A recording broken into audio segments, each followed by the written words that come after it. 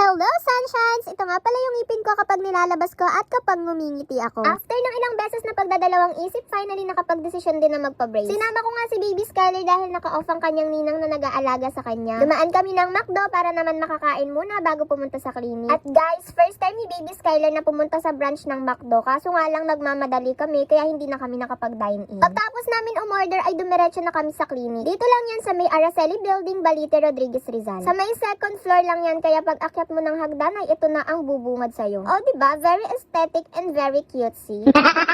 Napakaganda talaga dito sa clinic ni Doc. Hindi ko na nga na-videohan yung kabilang clinic dahil hawak ko si Baby Skyler pero wag kayong mag-alala, ipapakita ko rin yun sa inyo. Anyways, nauna nga si Daddy JR dahil magpapalinis lang siya ng ngipin. First time din niya magpalinis kaya nanibago talaga siya pagkatapos. At guys, nagulat ako kasi ang puti na ng ngipin niya. Pagtapos nga niya ay sinunod na ako. Bago magsimula ay in-explain ni Doc yung x-ray ko at unexpectedly, akala ko hindi lang pantay yung gums ko at gap lang yung problema sa ngipin ko. Yun pala ay may impacted tooth din ako kaya kailangan na naman mag-ipon ng mami para dito. Hoy, ang gastos naman mangarap. Kinuhaan din muna ng picture at sinukat yung ngipin ko, syempre para makita natin ang before and after pag naayos na tong ngipin ko. Nung sinuot ko na nga yung shade na to, black and white na lang yung nakikita ko. Wala lang, share ko lang.